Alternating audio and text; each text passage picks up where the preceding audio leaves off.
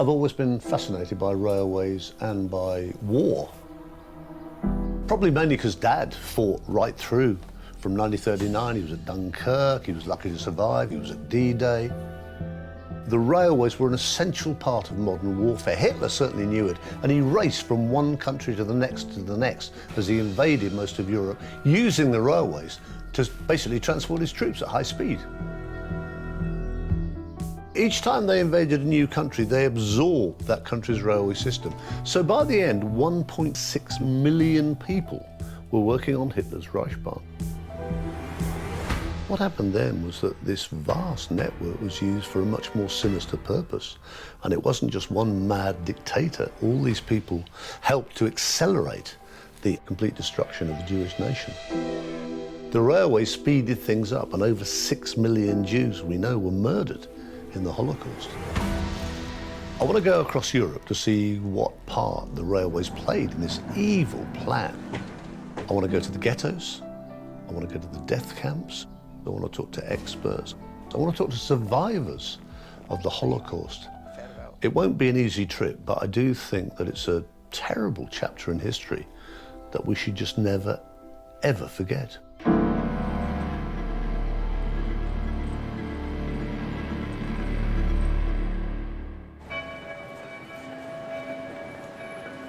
I'm starting my journey in the city where many believe the Holocaust began, 4 years before the outbreak of World War II.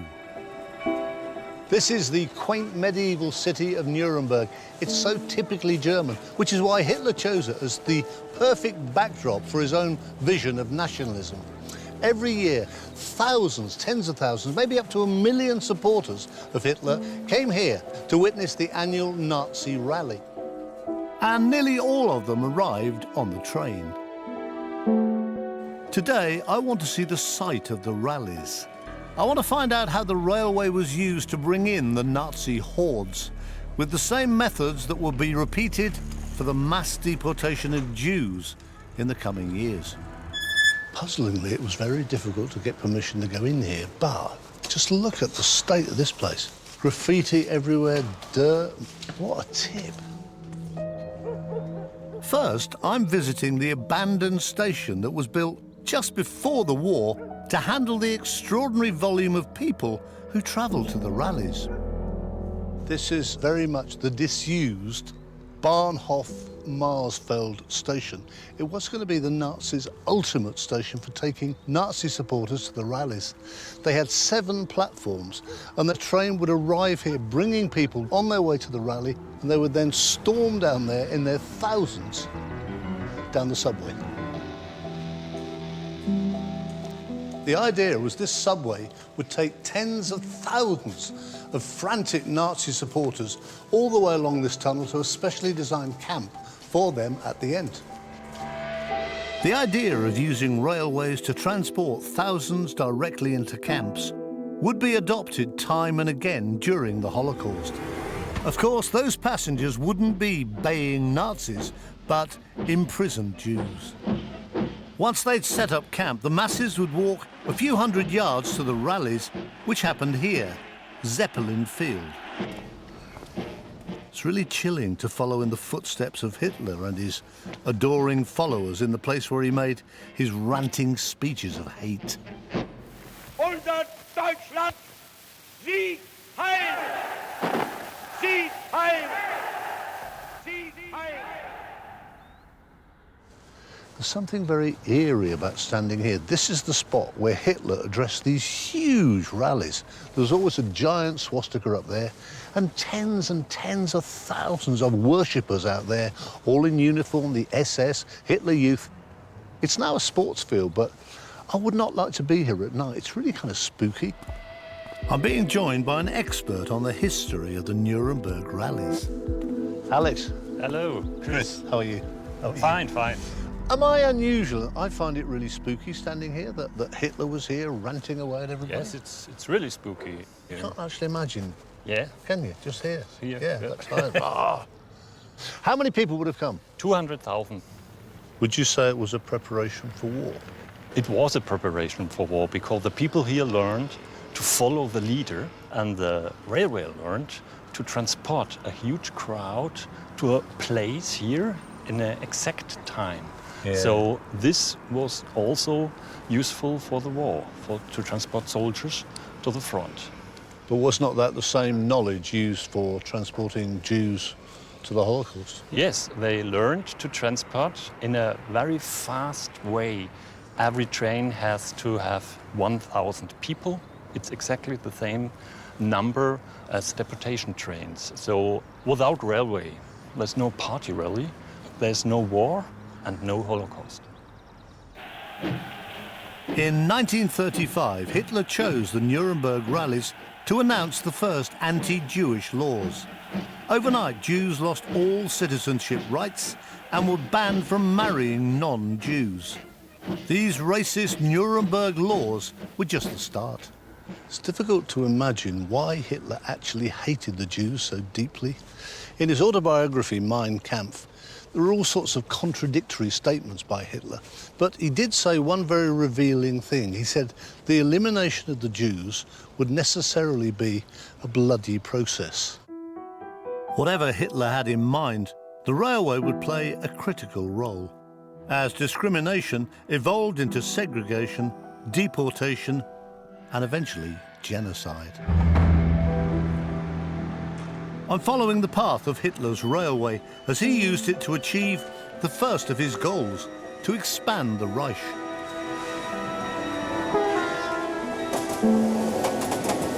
In 1938, Hitler was preparing for war, and he couldn't do that without an effective railway. So he used the Reichsbahn to quickly transport thousands of troops to occupy Austria and the area that I'm going into today.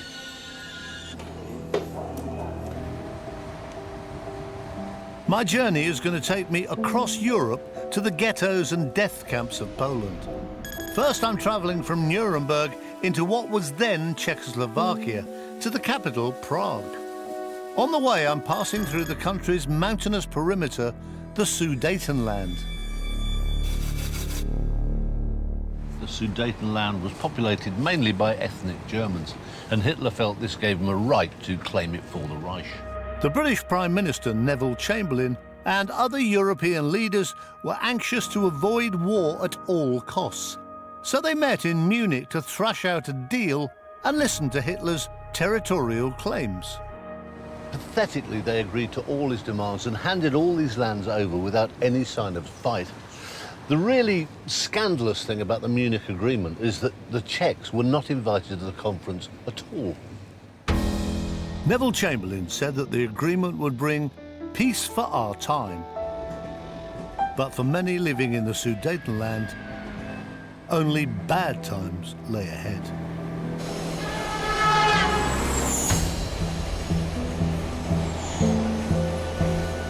In autumn 1938, the countdown to war had begun as Hitler annexed the Sudetenland. Sudeten opponents of the Nazis left their homes and poured into what was left of Czechoslovakia. In Prague, teams of volunteers were working hard to find escape routes for those most at risk. There was a huge refugee problem and a growing fear that the Nazis just might take over the rest of the country. But in this part of town, there were one or two hotels where they were compiling secret lists of the most vulnerable people who needed to get out of this country, and quick. One of the volunteers was a British academic who stayed in this hotel. Doreen Warrener had come to Prague to help political refugees, but ended up playing a significant role in rescuing Jewish children. She drew up lists of thousands of men and women who would almost certainly be killed if they fell into Nazi hands. She arranged trains and visas for them to get to the UK, and even accompanied some of them on the journey. Warrener worked tirelessly and often ended her day in this very hotel bar with a stiff tomato juice. But in January 1939, her drink was interrupted by disturbing news that would jeopardize her work. One night, a party of Germans were laughing, drinking, obviously celebrating, but a pale young Jewish barman looked positively worried. When Warrener asked him, why are the Germans so happy, he said, because they are coming for Czechoslovakia next. And she said, when? And he said, March. That shocking prediction came true on the 15th of March. Hitler's ambitions hadn't stopped with the Sudetenland. He wanted all of Czechoslovakia. Czech Jews lost their rights, and Warrener was inundated with families who were desperate to get out. Britain promised to help, but there were strings attached. The British Home Office agreed to take some children in, but there were a number of conditions. They had to be under 17, the parents had to stump up £50, which was an absolute fortune in those days, and foster homes had to be found and guaranteed in Britain. That meant children had to be separated from their parents. Max Spitzer and his wife Pavla made this painful decision and applied for their 3 daughters to be transported to Britain. The youngest, Zuzana, was only 7. Nearly 80 years on, I'm meeting Zuzana on the platform from where she left for England in July 1939. The modern station's so noisy, we've moved to the staterooms next door to see an extraordinary home movie her father made days after the Nazis invaded. Now we've got the swastika, That's haven't the we, castle. when the Germans took over. Yes. My father filmed that secretly, you know. He took films of the guards, the Germans outside the castle. If they had caught him, they would have shot him. I don't understand that he didn't realize that. Look, there's the change of the guard. Germans in the Czech castle. That is something terrible. Terrible. Nobody really seemed to have any idea then just how bad it was going to become. No. I think people, they didn't want to believe it at the beginning that there was danger, but stories seeped through and they started to be afraid. Unbeknown to Zuzana, an associate of Doreen Warrener's was planning her rescue. Nicholas Winton was a stockbroker who volunteered to help by arranging trains and foster homes in Britain for children like Zuzana and her sisters. When we got on the train, one of the most poignant memories is looking out of the train window onto the platform and seeing all those adult people crying, and we didn't know why. We didn't know why they're crying, but it was contagious, and we started crying. Nicholas Winton is remembered on the platform from where his trains departed, commemorating the 669 children he rescued from almost certain death. It's a beautiful sculpture. They look so sad, don't they? Little girl, beautiful little girl, obviously separated from her parents. And this little boy just clinging onto anybody. It's very moving. He looks such a kind man as well. Zuzana and her sisters were later reunited with their parents in the UK and survived the Holocaust. But most of the children who waved goodbye to their parents never saw them again.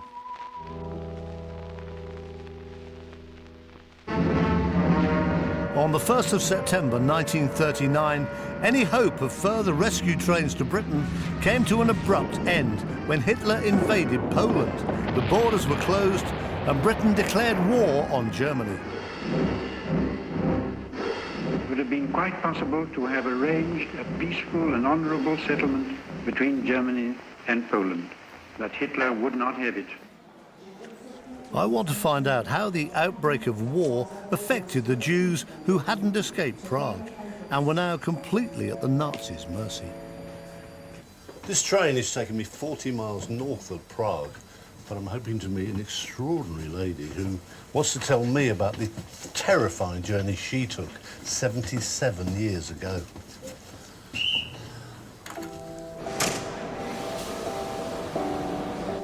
Good morning. Good morning. Are you Helga?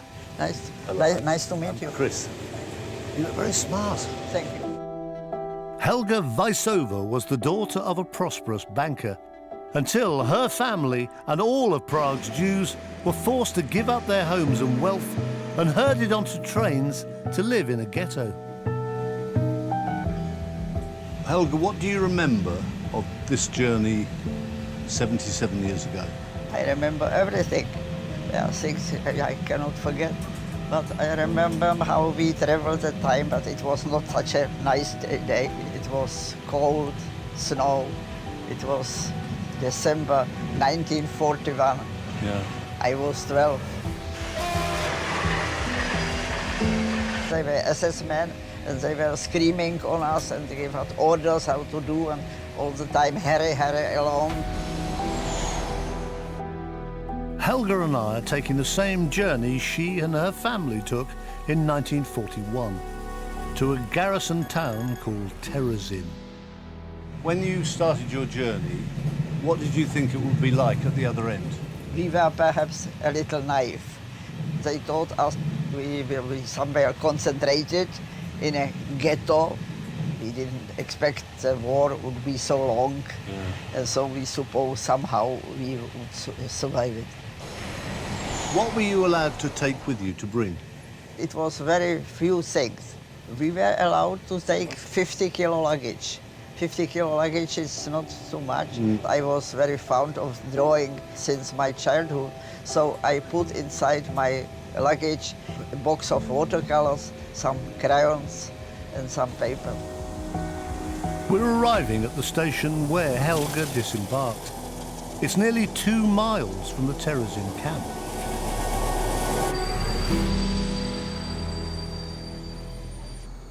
Yeah, be very careful. I'm carrying your handbag. Okay? And this is the same... Is that the same station building as when you came? I think so. From here, we had to walk to Terezín. How far was that? 3 kilometers. 3 kilometres. And was it cold? It was cold and it was snow. So there was snow everywhere. You'd have been freezing. It was in December. Yeah. It's a long way. Yes. The prisoners were forbidden to keep records of their time in Terezín. But this didn't stop Helga from using the pens and papers she packed to keep a diary, which she illustrated with drawings like this one of the prisoners walking to the camp. A bumpy road and a thaw. Our heavy feet sink into the mud, and dirty yellow water squirts out from beneath the carriages laden with luggage. We learn lots of unpleasant things. The worst is that men and women live separately. Everybody who was able to walk had to walk. Yeah. Some old or ill were carried. So this is coming up to Terezín, isn't it? So we are inside. Terezín suited the Nazis' purpose. As a former garrison town, it was separate from other settlements, with a clear perimeter to prevent the inhabitants escaping. Before the war, 7,000 people lived here, but the Nazis threw them out, so more than 8 times that number of Jews could be crammed into the same space. Always the memories come back. I recognize the buildings.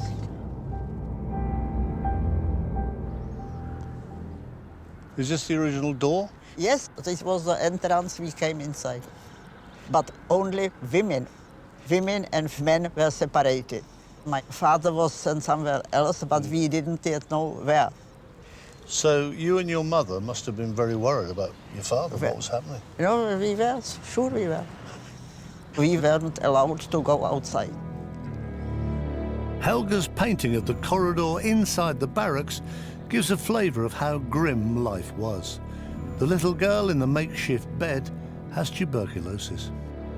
Which one do you think was your window, your dormitory? Somewhere here.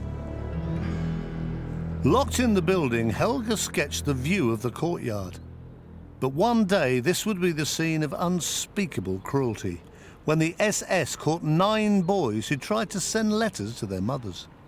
I remember this moment. It was terrible because we were not allowed to go out, but we watched it. It was one of the worst moments. My hand is trembling so much from just thinking about it. We saw a small group. In the front and the rear were the SS. In the middle, 9 young men with shovels on their shoulders, so they could dig their own graves. 9 condemned to death. What did these boys do that was so terrible, to be dealt with so cruelly? And they were hanged here. They only wanted to let their parents know they are alive. Helga witnessed the hangings from a small room shared with 20 others. Cramped, 3-tier bunk beds, some sort of a bucket for basic washing. Bed bugs, lice, all sorts of disease. Can't imagine thousands of people living in conditions like this for several years. And of course, every single one of them had to wear the Jewish Star of David. And did you have many people sick?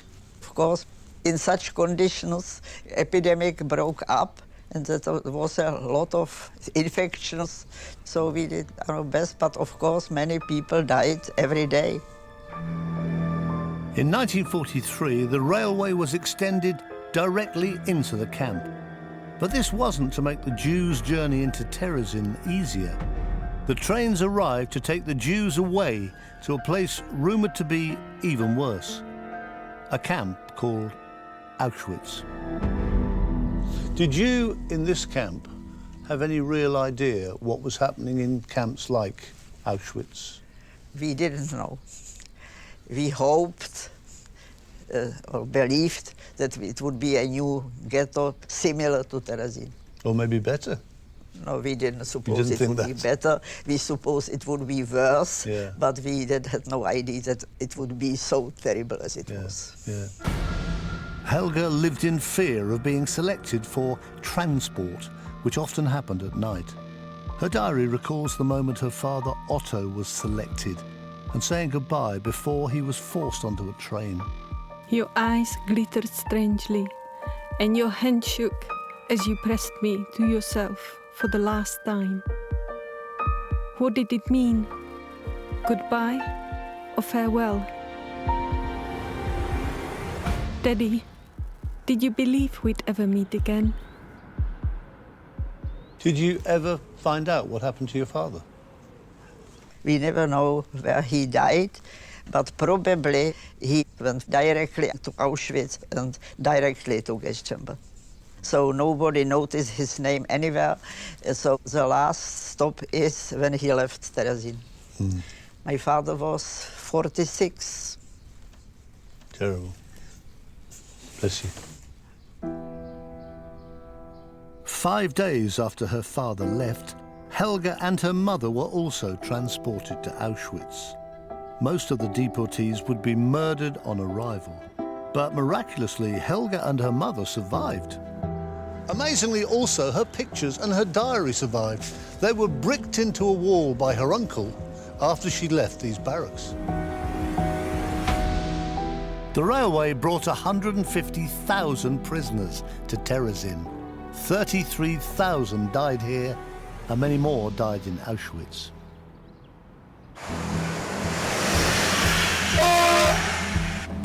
By 1941, the Nazis' approach had changed from persecuting Jews at home to deporting them to ghettos like Terezín. Hitler's propaganda minister, Josef Goebbels, wrote of the policy in his diary. He wrote, "The Führer is of the opinion that the Jews must be removed from all of Germany. Berlin is the first in line, and I am hopeful that in the course of this year we are able to transport a substantial part of Berlin's Jews to the east." And in order to achieve this aim, of course, you'd need trains, and lots of them. I've come to Berlin to meet a rabbi and Holocaust railway expert. who can help me understand the sheer scale of the Nazi railway infrastructure built for the war, starting with the Kriegslok, the war locomotive. God, that is just enormous, isn't it? What is that? You're the train nut. Well, a technical term would be a Kriegslok Type 1, which was built for war purposes. The tender is a special design for the war, designed to have fewer man-hours involved in making it. It's just half of an oil wagon cut in half, really. And they were built in the thousands for conveying whatever needed to be conveyed. I mean, obviously tanks and ammunitions and troops. But also people. Also people. They were built by slave labor. They were built in Austria, in Poland, in Skoda, in Pilsen. In other words, the Germans got occupied countries building exactly the same type. So they would have had slave labor building the locomotives to take... Of course. To take Jews... It's a totalitarian system. To the camps. Yes. You didn't have a choice. That's a horrible thought. It's a very horrible thought. You do get a sense of the scale of this massive locomotive. Look, I'm 6'2", and I'm still miles under just this bit. Look at that up there. It's just huge. Wait. This old battle relic wasn't built to last. Nimble as an antelope. But such is the quality of the engineering and the preservation work of enthusiasts that of the 7,000 that were built, about 30 of these locomotives still run.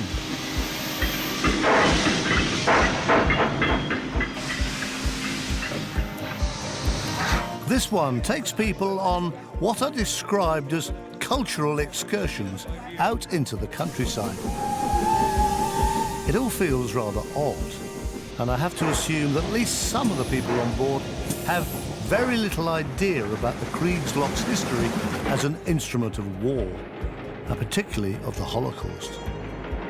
It's full of people, but of course in the 1940s it would have been so different. Today they just seem to be rejoicing, but in actual fact there are over 1,000 in each train. They would have been travelling in converted cattle trucks. There would have been one window, one toilet. It would have been so different. Since I started out on this journey, I've been struggling with a question about the Holocaust that perhaps only a rabbi can answer. Why do you think it happened? What was the point of it? I'm sorry, there you get me. There is no answer. The people I fear are those who have answers. I think a lot of life in Judaism especially is a religion with a lot of questions. And I really believe in asking questions, and I fear those who have answers, because those who have answers stop asking questions. I still have plenty of questions, like how could the Reichsbahn, which employed more than 1 million people, collude with the Nazis to deport so many Jews? Did all those train workers know what they were doing? Did they know where they were taking the Jews? Or what would happen to them? Did civilian Germans know what was happening? These days, this is a memorial, but in 1941, it was a huge synagogue. But the Leffertofstrasse synagogue's days as a place of worship were over. The Nazis decided that it should be a transit camp, where Jews would be ordered to report before they were deported. Thousands of Jews camped here, often for several days in quite appalling conditions, until one day they were told their train was ready and their new home was waiting.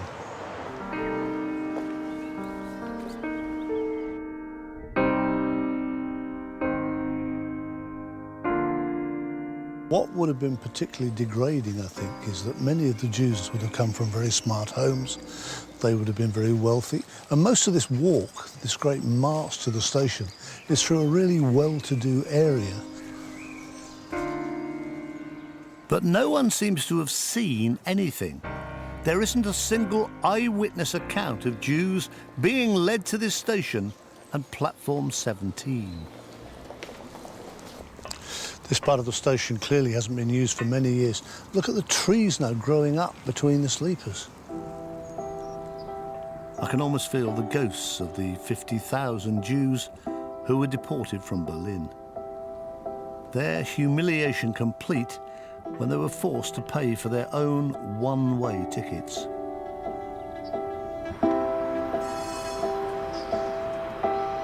Since 1991, this platform has been a memorial with a plaque commemorating each transport. So this is the very first train, the very first one that transported the Jews from here. 18th of October 1941, 1251, 1,251 Jews were transported from Berlin, which is Grunewald, where we are, Grunewald, Berlin, to a city 300 miles east from here in Poland, Lodz. I do think they're looking around all this, and it's beautifully done. How many people actually ever notice this memorial?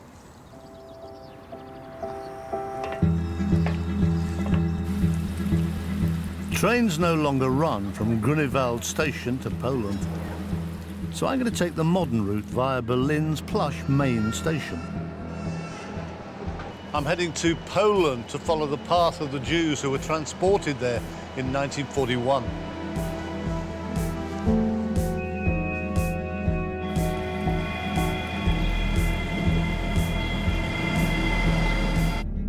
That path will take me 300 miles east to Lodz. But first I want to stop off at a place called Gniezno to look at the remains of a vast train yard that was built as part of Hitler's plans to conquer the East.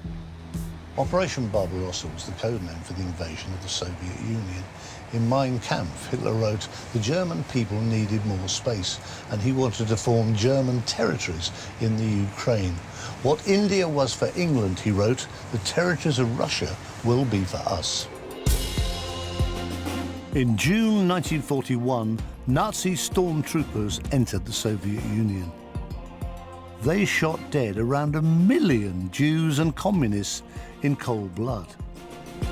These massacres marked a new phase in the Holocaust, euphemistically called the final solution to the Jewish question. But Hitler had a problem. The Soviet Union was enormous, far bigger than anywhere he'd invaded before. To maintain the assault, he'd need huge railway projects to keep the supply lines of men and weapons intact. I've come to Gniezno to see one of the extraordinary structures that made the invasion of the Soviet Union possible. Oh, you can see it just over there. It's a massive Nazi rail yard. At its height, 3,000 people worked here, many of whom were Jewish prisoners. Today, it's a deserted ghost town, a vast, crumbling relic of the war. It's something like 3 miles long from top to bottom, and it would have been heaving with armoured cars, jeeps, personnel carriers, and of course, thousands of men, all pouring up to the Russian front. This 450-yard siding with its water pumps, sand hoppers, this giant crane for lifting coal could refuel 12 locomotives at the same time. Incredibly, 24 engines would have been in those sheds at any one time. And this, pretty rusty, but nearly 80 years since it first worked, this turntable, still actually works. So one bloke can actually turn a 110-ton locomotive. It still works. It does.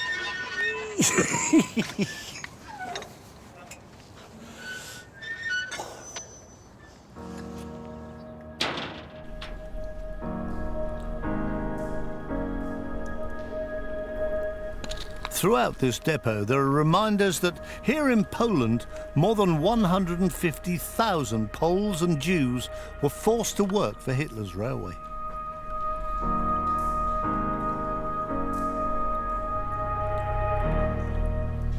Embossed on a lot of the rails in this workshop, you can see the famous brand name, Krupp, big, massive German steel and ammunition company.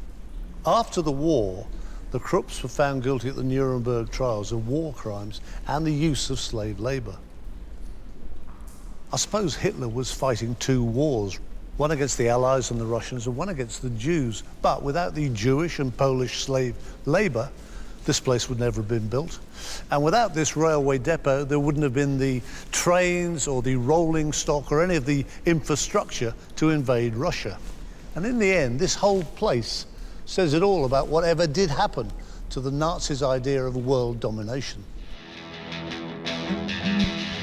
But in 1941, the threat was still very real, and the railway was central to the Nazis' plan of getting rid of the Jews. I've reached Radegast station in Lodz, where 1,200 Berlin Jews arrived in October 1941 to be concentrated with other Jews in the ghetto. This is the first place where the Jews heading for the Lodz ghetto would actually have emerged. Basically, the deportees, maybe even tens of thousands, would have all arrived here. They would have made their way a few hundred yards up there to what they were promised were new homes and lots of work.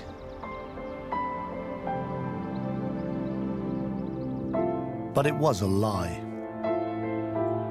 Nearly 1,000 such ghettos were set up across the Reich. They were places of death and horror.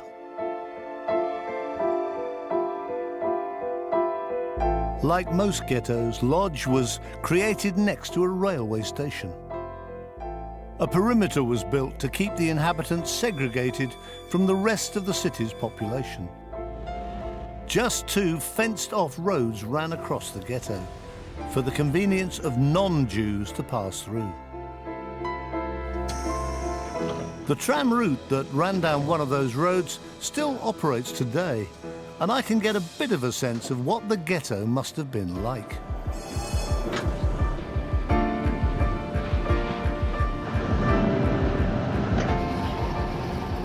Now, this green area here is where the Germans razed this whole bit of the city to the ground to make sure they had a gap between the Germans and the Jews.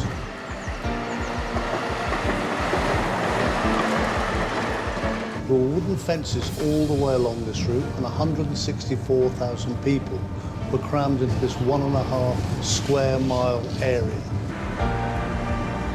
So little has changed that it's easy to picture what life was like. The wooden footbridge was built so the ghetto's inhabitants couldn't access the road. Overcrowded, overworked, full of disease.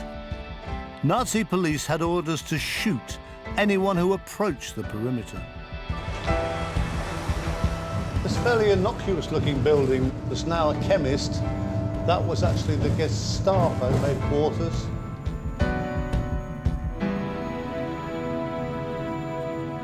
This morning, I have an appointment with an incredible man who survived the horrors of this place. A man who cheated death so many times, it's remarkable that he's here to tell me his story.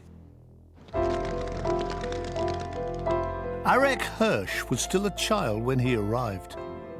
He'd already been orphaned by the Nazis. You're Arek, I recognize you. And he'd worked as a slave building the railway.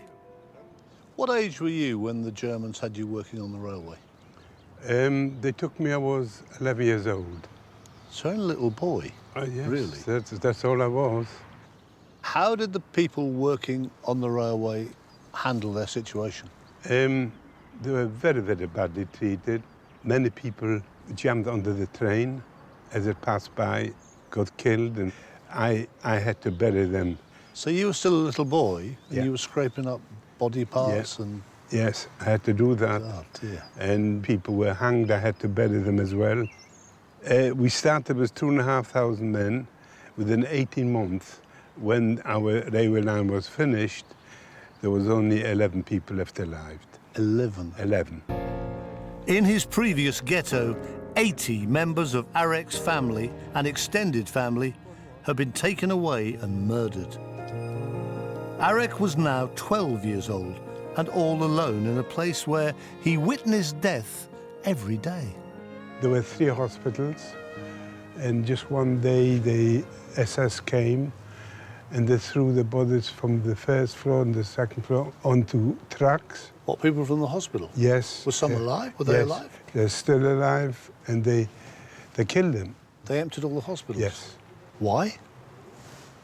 No idea. And you saw dead bodies all the time? All the time. There were carts, they took bodies away from the street. People used to drop in the street, but the children used to drop in the street, died from malnutrition. These sick crimes are almost unimaginable, but the city's Jewish cemetery says it all. Most of those who died in the Lodz ghetto are buried in these paupers' graves. 43,000 people are buried here, and that's just people who died in this Lodz ghetto. And then on the walls are the people who were taken from the ghetto and killed. And I've never seen this. The word murder is everywhere. Grandmother Esther murdered in 1942. Mother murdered in Auschwitz 44. Sister murdered in Treblinka. Brother murdered. The whole Talmud family murdered during the war. I've never seen anything like this, and all because of one evil little maniac.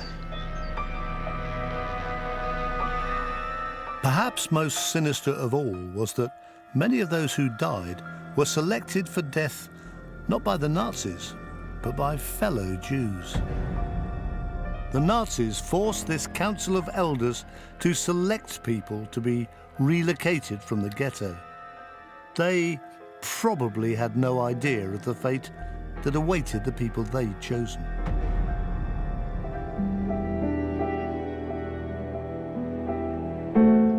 In September 1942, Arek heard rumours that he might be chosen next, so he fled to a cemetery to hide. First of all, the president of the ghetto, he asked the parents to hand over 10,000 children. And what parents would hand over to know that they're going to be killed? Nobody did. A lot of the parents hid the children, and a lot of parents were killed when the SS found the children hiding. Yeah.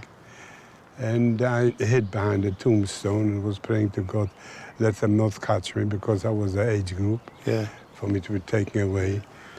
If the SS found children hiding, what did they do? They shot them. The next evil chapter in the Holocaust was being written, and if Arek was going to live, he'd have to hide among the dead. As he hid, thousands of children and adults were rounded up, marched to Radegast station, and taken deep into the countryside. The man who chose to transport the children here was one of the greatest criminals of the Holocaust, SS Sturmbannführer Herbert Lange. He already had form for murdering mental patients for the Reich, and now he was going to turn his attention to the Jews. Lange chose this remote area with a small population and dense forest that allowed him to operate in secret. There was also the convenience of a narrow-gauge railway. It's really hard to imagine, but this is actually the end of the narrow-gauge railway that brought them here. From here, they were loaded into these lorries. You can see the German soldiers very gently moving everybody into the trucks. See, it's all very calm. They have no idea what's ahead. They think they're going to rest and then go on to work in a new place. These are actually some sort of fruit and veg truck, forerunner of the cattle trucks that were to follow. But at the moment, nobody has a clue that anything untoward's going to happen. And that calmness has been deliberately created by the Nazis. The prisoners were taken to a mansion on the edge of a village called Chelmno. Here they would be met by a commandant who greeted them with a reassuring welcome. This place gives me the creeps. You have to imagine it with a great big high wooden fence all the way around and barbed wire on the top of that. But there is a beautiful church over there looking down on the valley. There was a granary over there. And then all this was a magnificent mansion that the Germans blew up when they finally completed their work. It's now an archaeological site where historians are piecing together the camp's modus operandi. up to 100 people at a time would come through here, down these steps, hand over all their valuables and actually get a receipt for them. Then they would go into a much larger room here.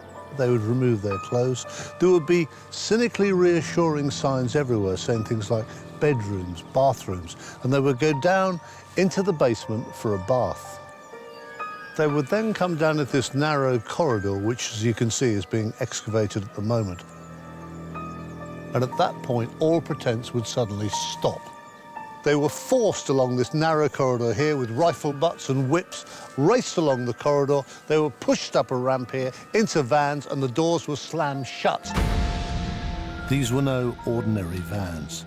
They were hermetically sealed with heavy bolts on the doors. Gas from canisters and from the van's exhaust was pumped into the trailer. In a matter of minutes, everyone inside was dead. And once the bodies had been stripped of any remaining valuables, they were dumped somewhere in the nearby forest. This was an experimental camp where the Nazis learned how to murder efficiently and in huge numbers. This was the first actual death camp, wasn't it? No work or anything, just death. It was the first death camp that Germans established in occupied Poland. It was the first place where the gas was used for mass killing the Jews. We know the time from arrival to death, it was about 1 hour. I'm really struggling to get my head around this.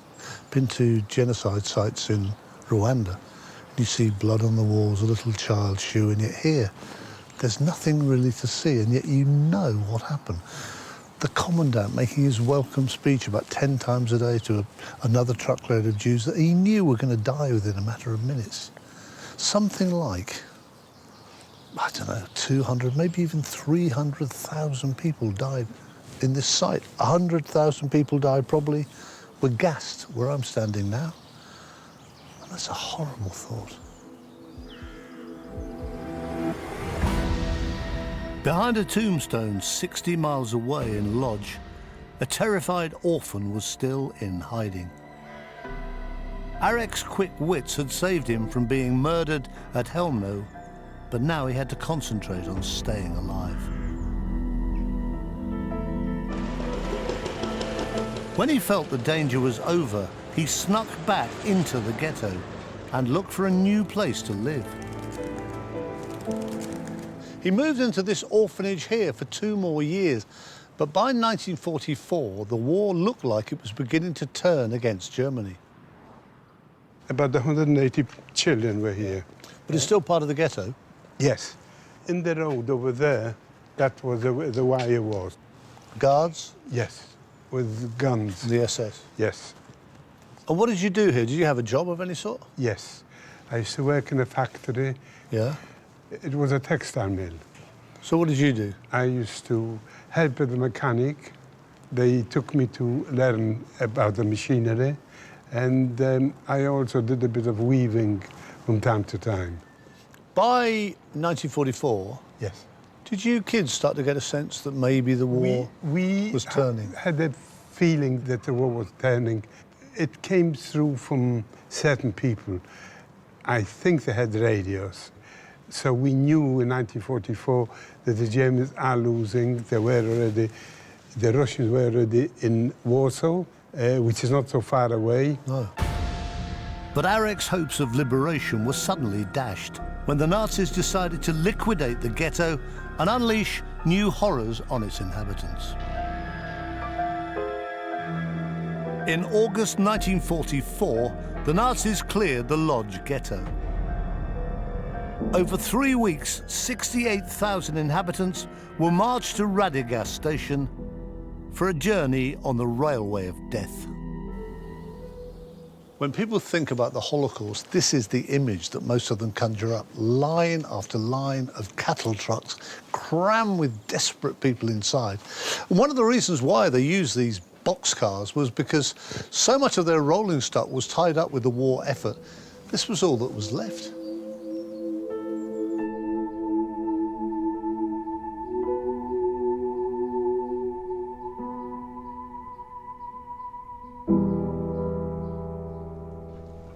So this is how you travelled? Yeah. Yeah. Dear, oh dear. That was our journey. Barbed wire on the window? Yeah.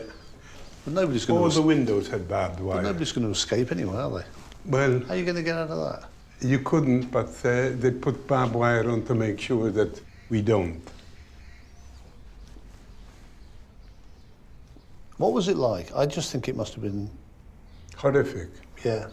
Yes, 100 people standing, you couldn't even sit down. One lavatory, one bucket. One bucket, yes, in a blanket to cover it. Cover your modesty. Yeah. Did anybody die during the journey? One person. Who was that? A woman. She collapsed, but the train just went on and nobody took any notice of it. He kept her on the corner, and that was it. Arek has agreed to retrace the terrifying journey he took in August 1944 with 184 other orphans. From Lodz to a town in southern Poland called Auschwitz-Birkenau. Back then, this was a busy, centrally located railway junction with lines stretching all over Nazi Europe. They were used to transport over 1 million Jews and other prisoners to this area. I was worried because they told us we're going to work in factories. Yeah. So I didn't know what to expect. When you first all arrived, even though you'd been cramped for 2 days and you were starving, can you remember what your first impressions were? I looked to a crack of the train and noticed assessment with dogs. That got me worried right away, because I knew the most horrendous people were waiting for us.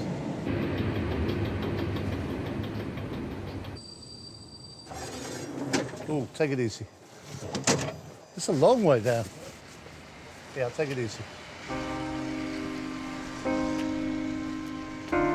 When Arek passed through here, he would have been in trucks similar to these.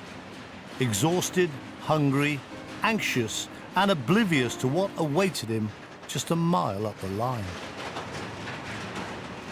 From this footbridge, you can see this is such a focal point. So many railway lines converge on this one spot. And that's one of the main reasons why the Nazis chose this place for the largest of all their death camps. The Poles call it Auschwitz-Birkenau. The Germans call it Auschwitz. There were actually over 40 different Auschwitz camps. The two largest being the original Auschwitz and the colossal Auschwitz-Birkenau. Bogusław Starczewski is a veteran of the Polish railway. Hi, I'm Chris. How are you? Bogusław. Good, pleased to meet you. He spent his life studying the rail network in this region. It's so overgrown now, but this would be the line that thousands of Jews came going towards the gas chambers. To są jeszcze istniejące tory, po których już się nie jeździ. Prowadziły one do obozu koncentracyjnego w Birkenau. Up an abandoned siding 500 yards from the camp is the Juden ramp, the ramp of the Jews. Where we are now is this what they call Juden ramp? Zgadza się. Until 1944, the wagons would stop here and the Jews could be herded on foot to the camp. But then the Nazis forced the prisoners to build this spur. Od połowy 1944 roku, od maja, została wybudowana tak zwana bocznica, prowadząca bezpośrednio do obozu Birkenau, do samego obozu i tam więźniowie byli wyładowywani z tych wagonów. Arek's packed cattle truck would have travelled along this spur and eventually through a gate that has become one of the Holocaust's most infamous sites.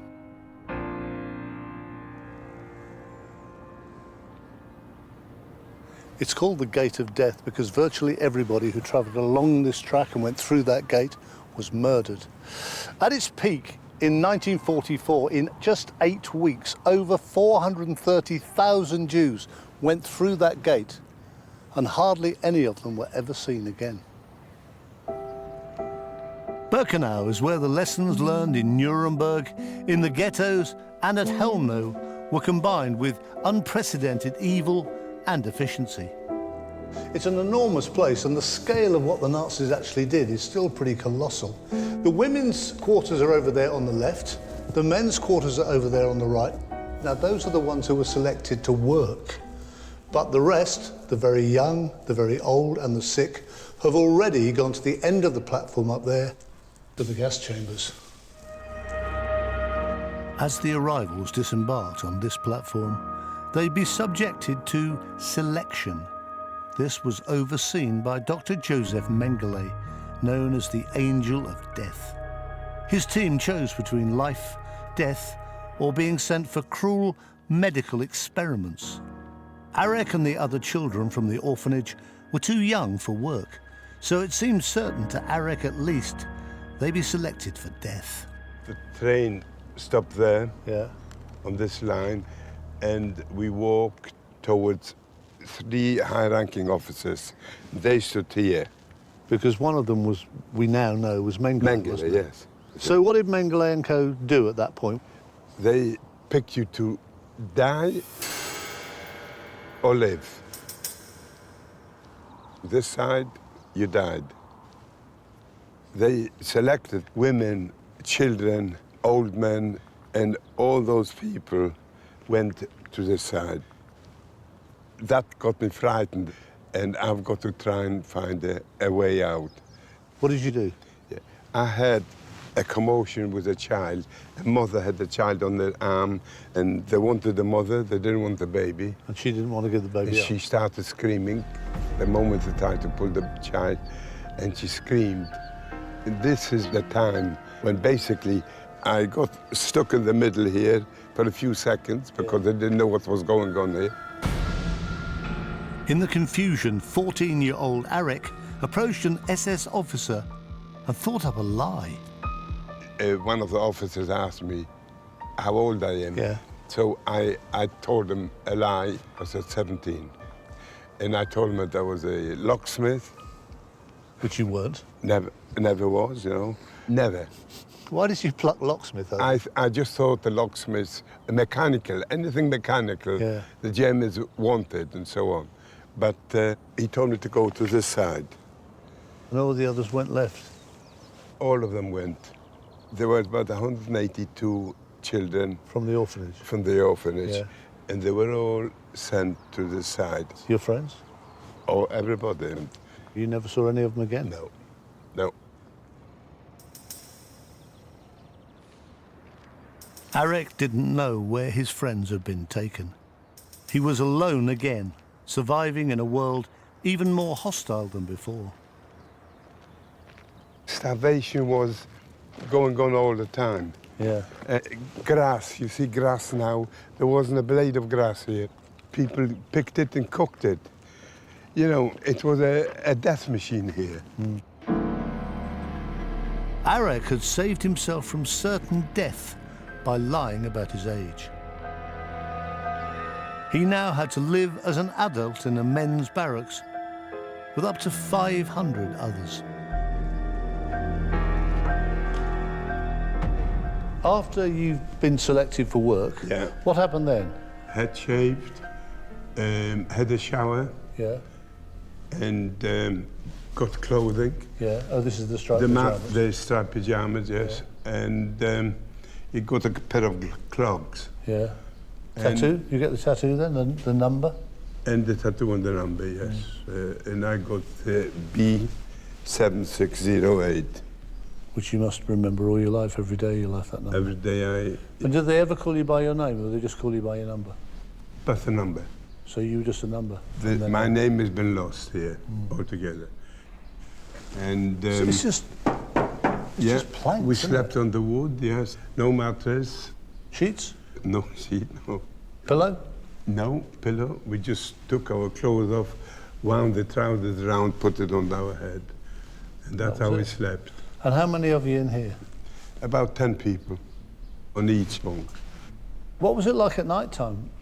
People snored, people cried, people coughed from all the beds. It was dreadful. grief. Can you imagine? No, I can't.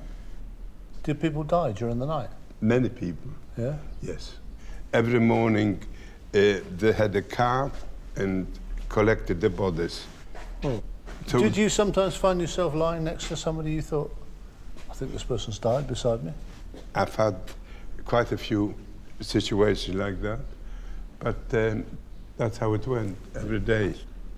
Sometimes it seems like every detail you give me is worse than the last one. Well, that was life here. As Arek struggled to survive, every day more and more trains arrived, bringing more Jews to their deaths.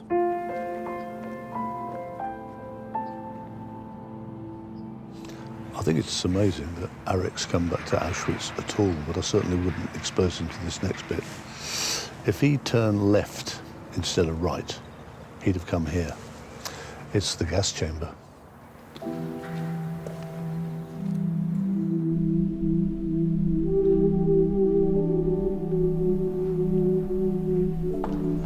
Because you know the history of this place and what happened in there, it's just almost beyond belief.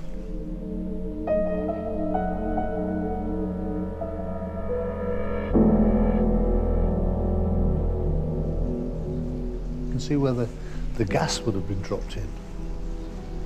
You can imagine them screaming, terrified, gasping for air, desperate to get out, fighting over each body to try and get that last little gasp of air. It's just monstrous.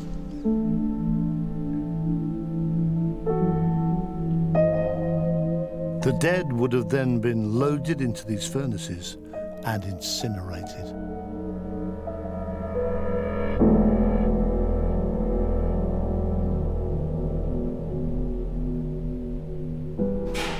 The chimneys were burning. There were 4 chimneys burning day and night. So did you, when you saw that black smoke coming out of the chimneys, did you know what it was? No. Somebody told me these are the gas chambers and these are the crematoriums that killed the people that arrived here.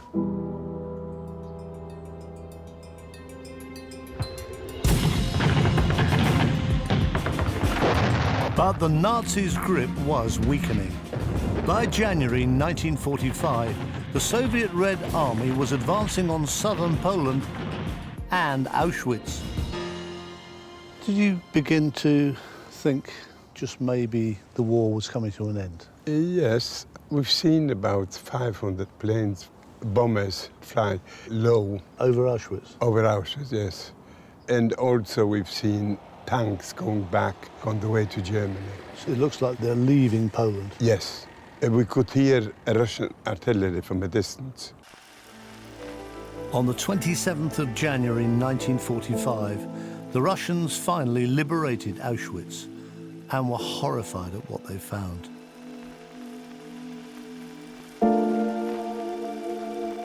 Prisoners were helped to freedom, but Arek wasn't among them, because a few days earlier, the SS had started evacuating the prisoners at gunpoint. They just took you out the camp? Yes, minus 25 degrees. Snow? Heavy snow. And we were in pajamas and in clogs. And we marched. And they say we're taking it to a different camp. How many people are we talking about? Hundreds. I mean, everybody would have been very weak by then. They were. People fall by the wayside. Anybody which couldn't walk was shot in the back of the head, and the body was thrown on the side of the road. And what did you have as supplies? Did you have food? Did you have water? What did you have? Absolutely nothing.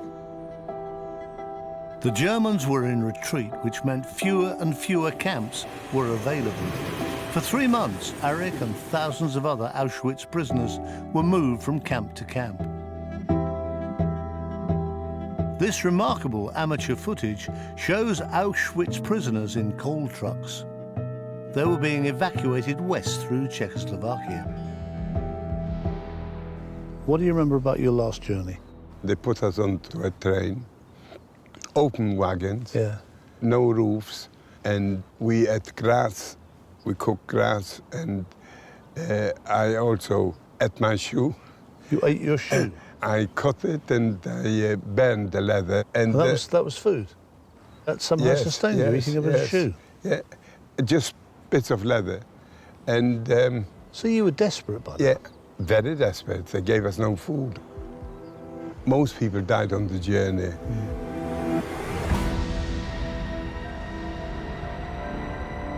Arek's final rail journey was in April 1945 from another concentration camp in Germany.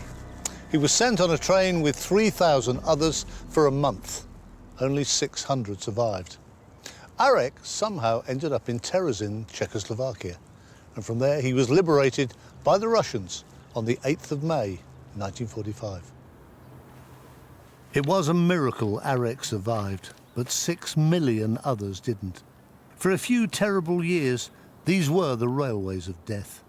This was a chapter in human history that must never be repeated and never, ever forgotten.